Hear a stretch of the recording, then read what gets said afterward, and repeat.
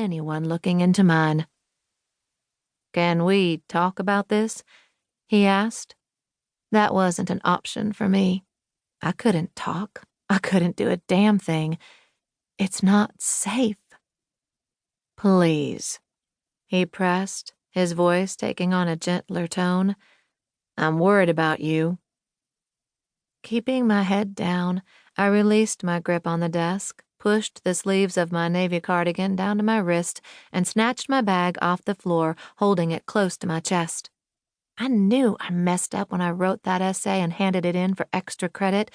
Free thinking was only welcome when it fit into what society considered socially acceptable. My thoughts, along with my presence at school, were not. "It was a joke," I finally said, forcing the words out of my mouth.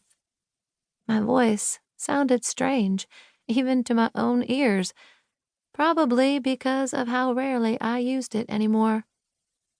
"I can rewrite the essay if that's what you want." Mr. Jackson loomed closer, his shoes clicking against the patterned tiles of the classroom floor. "That's some joke, Romy."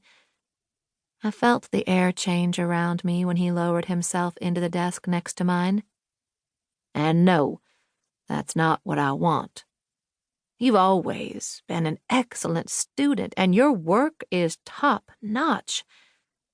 He paused, fingers drumming against the wooden desk as he thought about how to word his next sentence. "To be quite frank, I'm more concerned about your state of mind." That makes two of us. Tensing, I tightened my grip on my bag and kept my gaze cast downwards. "I'm fine." Senior year is stressful enough without the added pressure and strain that the trial put on your shoulders. "I'm fine," I repeated, numb. "You're clearly not," he said quietly. There was a long stretch of silence before I broke it by asking, "Can I go now?" "No one is forcing you to remain after class, Romy," he replied, tone resigned and a little disappointed. "I just wanted to talk to you. No bullshit, just us." "I'm fine," I said for the third time, the words barely audible to my own ears. "I know you haven't been visiting Mrs. Dahlia's office since returning to school, and God knows I'm not judging you," Mr. Jackson said, "but I wanted to check in with you. We're almost 2 months into the school year.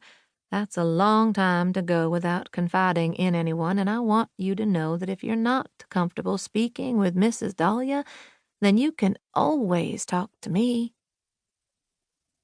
I remained silent. He sighed heavily. "Come on, Romy. Give me something to work with here." I offered him nothing. Nothing was solid. Nothing was safe.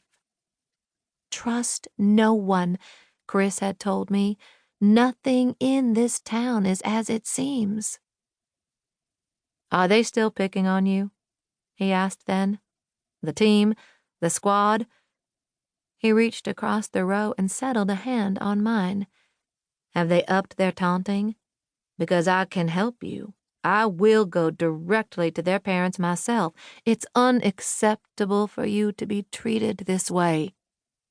Dragging in a deep breath, I brushed his hand off and slowly rose out of the curved desk.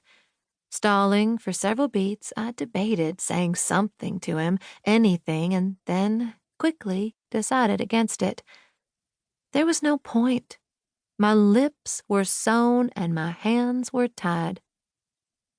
Moving for the door, I kept my spine straight, my shoulders hunched tight with tension. "What happened to Chris wasn't your fault," Mr. Jackson called after me when I reached the door. "And I'll be here when you're ready to talk." If he was expecting a response, he was going to be disappointed.